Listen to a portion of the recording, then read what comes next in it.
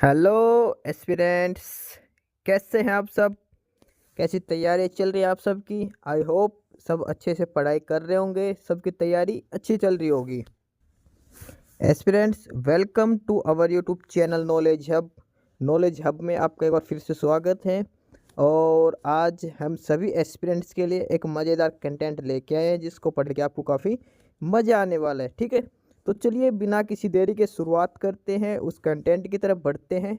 और वीडियो के लास्ट तक बने रहिए। और अगर आप चैनल पर नए हैं तो चैनल को सब्सक्राइब जरूर करिए। वीडियो को लाइक करते हुए चलिए आगे बढ़ते हैं, अपना कंटेंट शुरू करते हैं। स्टूडेंट्स, इस वीडियो में आज हम देखने वाले हैं वो जनरल स्टडीज़ एमसीक्यू क्वेश्चंस के मैराथन। जो जनरल स्टडीज़ और जनरल नॉलेज के जो जीके के जो क्वेश्चंस हैं, इसके अंदर पॉलिटी वगैरह सारे क्वेश्चंस इसके अंदर मिक्स हैं। Most important most selected questions का ये आपके लिए सेट बनाया है। ठीक है, और ये हम मैराथन क्लास इनकी करने वाले हैं, जनरल स्टडीज़ के जो क्वेश्चंस हैं इनकी। और ये क्वेश्चंस हैं, चाहे आप एसएससी का एग्ज़ाम हो, चाहे किसी स्टेट का एग्ज़ाम हो, एचएसएससी या फिर एचपीएससी या फिर कोई भी रेलवे वगैरह कोई भी एग्ज़ाम हो, वहाँ पर ये क्वेश्चंस कॉमन हैं जो हर एग्ज़ाम में पूछे जा सकते हैं। कुछ स्पेसिफिक एक एग्ज़ाम के लिए नहीं, सभी एग्ज़ाम के लिए हैं, एसएससी हो या फिर रेलवे का एग्ज़ाम हो। ठीक है, कोई भी एग्ज़ाम हो, यहाँ से क्वेश्चन ज़रूर बनता है। आपके लिए सिलेक्टेड क्वेश्चंस हम लेके आए हैं जनरल स्टडीज़ के।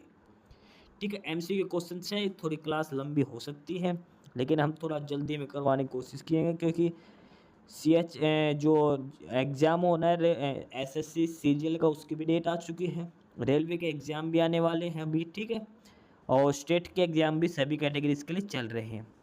तो हम फटाफट से क्वेश्चंस चेक कर लेते हैं। सबसे बड़ी बात यह कि क्वेश्चन हिंदी और इंग्लिश दोनों लैंग्वेज में आपको दे रखे हैं। जो आपको कंफर्टेबल फील हो उस लैंग्वेज में आपको क्वेश्चन पढ़ना है।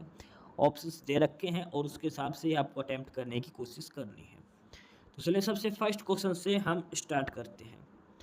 पहला क्वेश्चन है, under which schedule of the constitution of India can the transfer of tribal land to private parties for mining be declared null and void.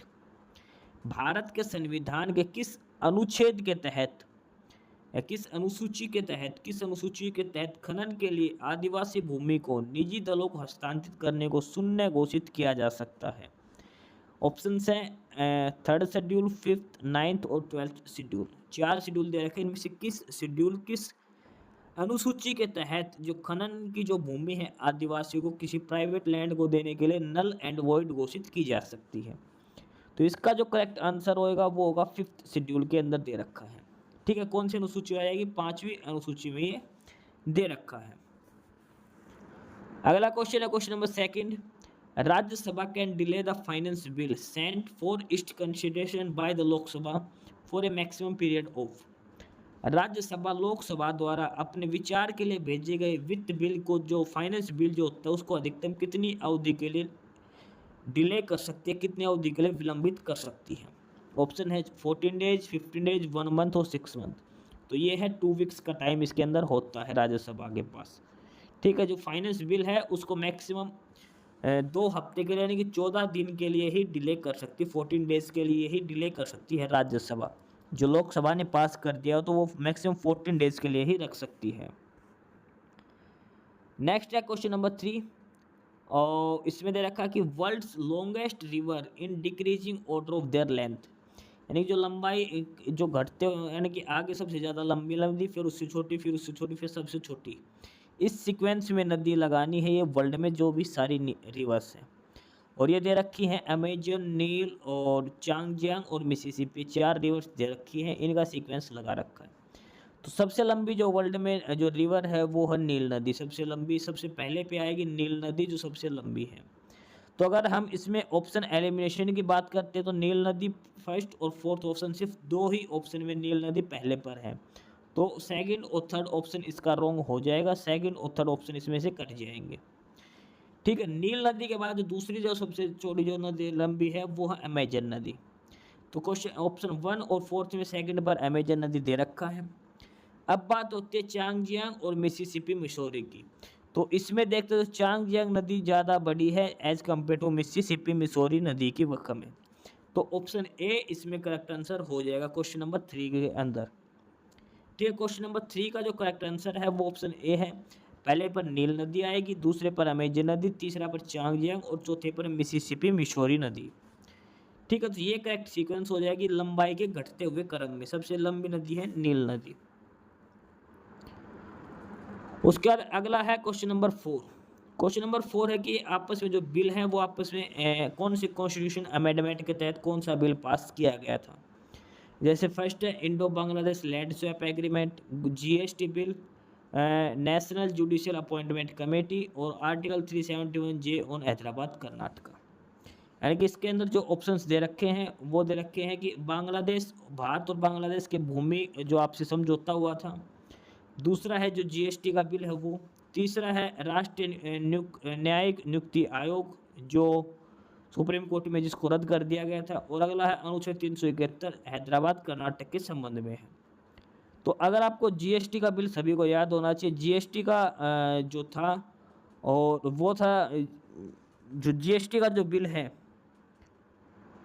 ये हुआ था, इंग्लिश में देखते हैं हम यहाँ पे, ये रहा जीएसटी का जो बिल हुआ था वो हुआ था 100, जो संविधान संशोधन है वो हुआ था 122वां संविधान संशोधन के तहत। ठीक है, 122वां संविधान संशोधन था और 101वां ये वो बन गया था।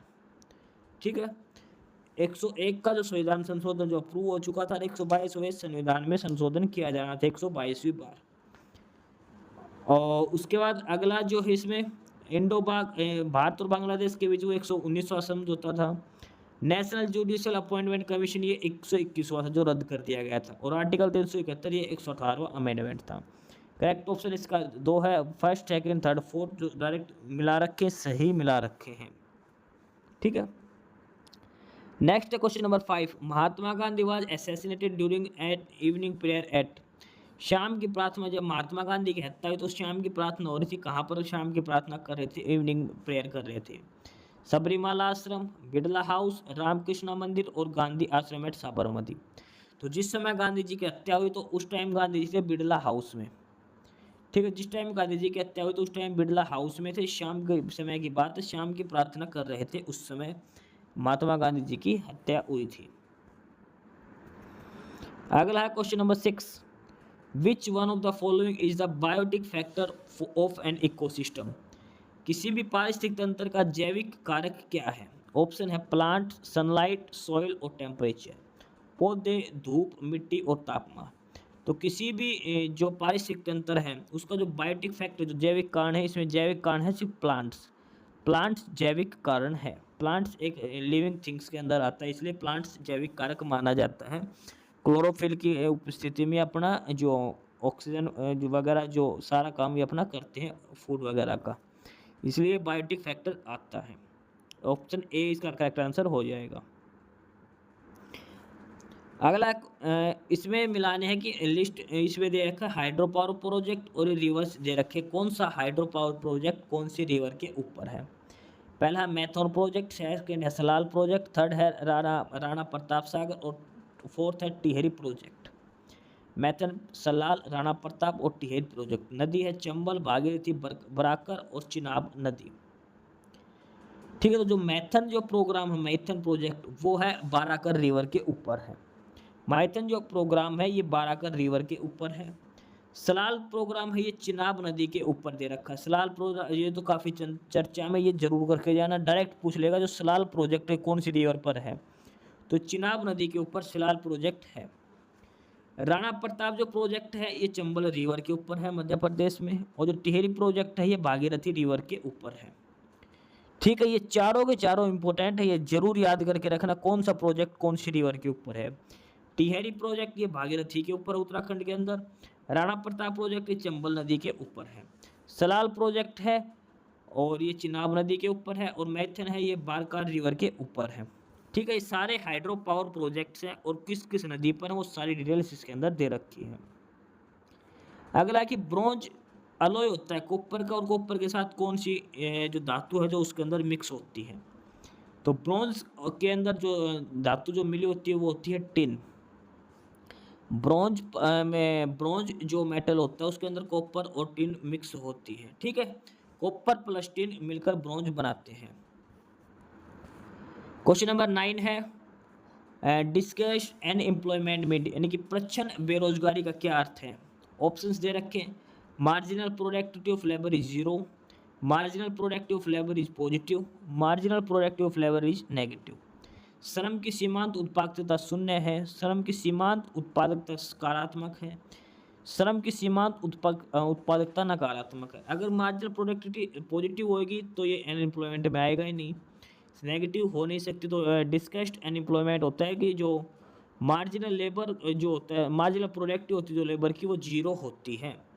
Marginal productivity of labour is zero. Option A इसका करेक्ट आंसर हो जाएगा प्रच्छन्न बेरोजगारी का। Next question number 10, which of the following animal belongs to the phylum platyhelminthes. निम्नलिखित में कौन सा जानवर फैलियम प्लैटीहेमेथेस से संबंधित है। टैपवॉर्म, ब्लड स्किंग लीच, राउंडवॉर्म और अर्थवॉर्म। ठीक है, तो इसमें से जो करेक्ट आंसर हो जाएगा वो है टैपवॉर्म। ध्यान रखना एक चीज़, देखिए आप इंग्लिश में जो नाम है हिंदी में भी सेम नाम दे रखे हैं, तो आप हिंदी के बजाय इंग्लिश में ही थोड़ा क्वेश्चन पे ध्यान दीजिए। ऑप्शंस में आजकल ऐसे ही डायरेक्ट नाम लिखे आने लगे जो इंग्लिश के हैं वही। ठीक है, तो इसका जो करेक्ट आंसर हो जाएगा वो हो जाएगा टैपवॉर्म। टैपवॉर्म इसका करेक्ट आंसर हो जाएगा, जो फिलियम प्लैटीहेलमिनेट से संबंध रखते हैं। अगला है question number 11, which of the following disease are caused by consumption of water contaminated by mercury and nitrate. पानी के अंदर पारा और जो नाइट्रेट, उससे जो पानी दूषित होता है उसके सेवन से कौन सी बीमारी होती है। तो मर्करी के लिए जो डिजीज होती है वो तो होती है मिनीमाटा, ये तो सबको पता है। मर्करी के लिए जो बीमारी होती है वो तो मिनीमाटा होती है, और नाइट्रेट की वजह से होती है ब्लू बेबी सिंड्रोम। ठीक है, मरकरी की वजह से होता है मिनीमाता रोग और नाइट्रेट की वजह से होता है ब्लू बेबी सिंड्रोम। अगर पानी के अंदर मरकरी है तो आपको मिनीमाता डिजीज हो जाएगी, नाइट्रेट है तो ब्लू बेबी सिंड्रोम डिजीज आपके हो जाएगी। ठीक है, क्वेश्चन नंबर 11 का ऑप्शन सी इसका करेक्ट आंसर हो जाएगा। अगला है 12 number, article 371A of the Indian constitution provide special villages to. अनुच्छेद 371 विशेष अधिकार किस राज्य को देता है। नागालैंड, मिजोरम, सिक्किम और मणिपुर। तो ये जो बना है स्पेशल अधिकार ये है नागालैंड के लिए। आर्टिकल 371A ये किसके लिए, कौन से स्टेट के लिए है, नागालैंड स्टेट के लिए बना गया है 371A के लिए। अगला है विच one of the following pair is not correctly match. Munda rebellion 1899, Vellore 1806, Santhal 1855, चोड़ 1870। यानी कि जो मुंडा विद्रोह हुआ था वो 1899 में हुआ था, वेल्लोर न्यूट्रिटी 1806 में हुआ था, संथाल 1855 में हुआ था, और चुआड़ विद्रोह 1870 में हुआ था। तो इसमें जो स्टार्ट के 3 हैं वो करेक्टली मैच हैं। मुंडा विद्रोह 1899 में हुआ था, और वेल्लोर म्यूनिटी 1806 में हुआ था, संथाल विद्रोह 1855 में हुआ था, लेकिन चुआड़ ये 1870 में नहीं हुआ था। तो क्वेश्चन नंबर 13 का ऑप्शन डी इसका करेक्ट आंसर हो जाएगा। उसका अगला है क्वेश्चन नंबर 14, और इसमें दे रखा कि विच of the following artificial sweetness. ये काफ़ी इंपॉर्टेंट क्वेश्चन है, मोस्ट इंपॉर्टेंट क्वेश्चन है कि इनमें से कौन सी एक शुगर है जिसको हम आर्टिफिशियल शुगर, कृत्रिम मिठास के लिए यूज़ करते हैं। और इसके जो फर्स्ट ऑप्शन है ये है एस्पथरेन, दूसरा है सेचरेन, थर्ड है सुक्रोज और फोर्थ है एलिटेम। तो ये है सुक्रालोज। सुक्रालोज को हम आर्टिफिशियल शुगर के रूप में यूज़ करते हैं। ऑप्शन सी इसका करेक्ट आंसर हो जाएगा। अगला है most toxic substance with LD50 value, जिसकी लीस्ट जो वैल्यू है, सबसे जहरीला पदार्थ कौन सा है, और वो है बोटुलिनियम। बोटुलिनियम जो है वो सबसे जहरीला पदार्थ माना जाता है। ऑप्शन सी इसका करेक्ट आंसर हो जाएगा। अगला है chlorophyll. Chlorophyll molecules have a porphyrin like ring structure coordinated by a centrally located. जो क्लोरोफिल जो अणु है उसमें पोरिफाइन जैसे एक रिंग की संरचना होती है। उसके केंद्र में क्या होता है, तो उसके केंद्र में होते हैं मैग्नीज के एटम। क्लोरोफिल के जो वो होते जो रिंग लाइक स्ट्रक्चर होता है पोरीफिल्म का, उसके सेंटर में होते हैं मैग्नीशियम एटम्स। क्लोरोफिल के अंदर कई बार पूछ भी लेते हैं कौन से मेटल होते हैं, मैग्नीशियम इसके अंदर होती है। ऑप्शन डी इसका करेक्ट आंसर हो जाएगा। अगला क्वेश्चन है जो लखनऊ पैक्ट हुआ था। लखनऊ पैक्ट हुआ था भीमराव अंबेडकर और महात्मा गांधी जी के बीच में, उसके संबंध में आपको बताना है। फर्स्ट है कि it is an agreement reach between the Indian national Congress and Muslim leagues. ये सही है, लखनऊ समझौते में नेशनल कांग्रेस और मुस्लिम लीग भी मिल गई थी। It is an agreement signed 100 years एगो। ठीक है, ये भी स्टेटमेंट है और ये भी सही है, 100 साल पहले हुआ था लखनऊ समझौता। The Lucknow pact established coordinal relation between the hot faction led by Bal Gangadhar Tilak and soft faction, यानी कि नरम दल और गर्म दल के बीच भी समझौता हुआ था। 1916 के अंदर हुआ था लखनऊ समझौता। ठीक है, इसके अंदर नरम दल और गर्म दल भी मिल गए थे, मुस्लिम लीग और कांग्रेस दोनों ही आपस में मिल गई थी। ठीक है, तो इसके तीनों ही ऑप्शन सही हैं। 100 साल से ज़्यादा साल हो चुके हैं। अगला है the chief architect of the Lucknow आवाज श्रीमती सरोजिनी नायडू, नहीं, यहाँ पे आएगा अंबिका चरण मजूमदार। जो इसका जो उस समय जो वास्तुकार थे वो थे अंबिका चरण मजूमदार थे। ठीक है, तो ऑप्शन डी इसका गलत आंसर हो जाएगा। काफ़ी इंपॉर्टेंट क्वेश्चन है लखनऊ पैक्ट के बारे में। लखनऊ जो समझौता हुआ था 1916 में, उसके बारे में बताया गया है इसके अंदर। अगला क्वेश्चन है the correct chronological order of declaration of classical language of India. Bharat की शास्त्रीय भाषाओं की घोषणा के संबंध में सही क्रम क्या है? तो सबसे पहले घोषित की गई थी तमिल। सबसे पुरानी जो भाषा वो तमिल है, और सबसे नई थी उड़िया। ठीक है, तो सबसे पहले तमिल और सबसे लास्ट में आएगा उड़िया। तो ऑप्शन ए में ही दे रखा है तमिल, फिर संस्कृत, कन्नड़, तेलुगु, मलयालम और उड़िया। ये सीक्वेंस रहेगा क्लासिकल लैंग्वेज का। सबसे पुरानी थी तमिल, सबसे नई थी इनमें से उड़िया लैंग्वेज सबसे नई थी। तो ऑप्शन ए में ही ये सीक्वेंस दे रखी है, तमिल, संस्कृत, कन्नड़, तेलुगु, मलयालम और उड़िया। ऑप्शन फर्स्ट इसका करेक्ट आंसर हो जाएगा। अगला है question number 19। In the following taxonomical hierarchy which order of ranking is correct. जो टैक्सोनॉमी का जो पदानुक्रम दे रखा, तो कोर्टेक्स के संबंध में कौन सा सही है?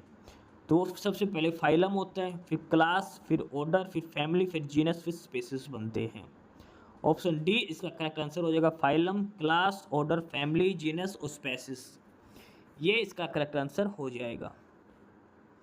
क्वेश्चन नंबर 20 है script of Kannada and Telugu are driven from. Kannada और तेलुगु भाषा की जो लिपि है वो कहाँ से ली गई है? कन्नड़ और तेलुगु भाषा की जो लिपि है वो ब्राह्मी लिपि से ली गई है। कन्नड़ और तेलुगु भाषा की जो लिपि है वो ब्राह्मी लिपि से ली गई है। अगला क्वेश्चन है the 4 most important green house gases. 4 जो ग्रीन हाउस गैसेस कौन कौन सी हैं? तो वो है carbon dioxide, methane, nitrous oxide और फ्लोरिनेटेड गैसेस होती हैं। ठीक है, carbon dioxide, methane, nitrous oxide और फ्लोरिनेटेड गैसेस हैं जो सबसे अधिक ग्रीन हाउस गैसेस के रूप में माना जाता है। उसके बाद नेक्स्ट है क्वेश्चन नंबर 22। ये इसमें मैच करना है। ठीक है, और ये दे रखा है सब्स्टिट्यूटिव वर्ड और फ्रेज के बारे में, कौन कौन सा क्या क्या होता है। एंथ्रोपोकोसेंट्रिक, इथेनोसेंट्रिक, हेलियोसेंट्रिक और जियोसेंट्रिक, इनका आपस में मिलान करना है और ये बताना है कि इनमें कौन सा किसके साथ मैच किया जाएगा। तो इसमें जो दे रखा है वो दे रखा है, जैसे सबसे पहले है एंथ्रोपोसेंट्रिक। एंथ्रोपोसेंट्रिक क्या होता है? वो होता है कि regarding mankind as centre of exist, क्योंकि एंथ्रो का होता है ह्यूमन काइंड से संबंधित, एंथ्रोपोलॉजी जो होता है, एंथ्रोलॉजी जो होता है ह्यूमन काइंड की स्टडी करना। ठीक है, एंथ्रो वर्ड होता है ह्यूमन के लिए। उसके बाद है इथेनोसेंट्रिक। इथेनोसेंट्रिक होता है a tendency to alien groups. Ethno मतलब अजनबी लोगों से मिलना। अगला है हेलियोसेंट्रिक, और ये है द सन के बारे में, सन एज द सेंटर। और लास्ट है जियोसेंट्रिक, उसका जियो को मतलब जियोग्राफिकल, जो अर्थ से रिलेटेड है। तो इसका करेक्ट ऑप्शन हो जाएगा ऑप्शन सी। नेक्स्ट है gravitational waves were first predict by. जो गुरुत्वाकर्षण किरण है उस तरंगे वो सबसे पहले भविष्यवाणी किसने की थी? और वो की थी अल्बर्ट आइंस्टाइन ने। गुरुत्वाकर्षण तरंगों के बारे में भविष्यवाणी की थी अल्बर्ट आइंस्टाइन ने। अगला क्वेश्चन है ये मिलान करने कौन से साल के हिसाब से। 1920 में क्या हुआ था, 1930 और 1942 में क्या हुआ था? तो 1920 में तो हुआ था असहयोग आंदोलन, असहयोग आंदोलन। 1930 में जो हुआ था वो हुआ था सिविल डिसओबीडिएंट आंदोलन, यानी कि सविनय अवज्ञा आंदोलन। और 1942 में हुआ था। एस्पिरेंट्स, यही था आज की इस वीडियो में आपके लिए। ठीक है। और बाकी अगर कुछ नहीं समझ में आया या कुछ पूछना हो या फिर किसी स्पेसिफिक टॉपिक पे पूछना हो, वीडियो बनवानी हो, तो आप कमेंट बॉक्स में कमेंट कर सकते हैं। ठीक है। बाकी आप हमारा चैनल नॉलेज हब को सब्सक्राइब ज़रूर करें, अपने फ्रेंड्स को रिकमेंड करें और वीडियो को लाइक करें, शेयर करिए, जुड़े रहिए हमारे साथ। मिलते रहेंगे आपके साथ रोज़ रोज़ नए कंटेंट के साथ, नई अपडेट्स के साथ। ठीक है। और चैनल को शेयर ज़रूर करें अपने फ्रेंड्स के साथ। एक बार फिर से जो एस्पिरेंट्स, जो कैंडिडेट्स नए हैं, वो चैनल को सब्सक्राइब ज़रूर करें, अपने चैनल नॉलेज हब। ठीक है। मिलते हैं नई अपडेट्स के साथ, तब तक के लिए बाय।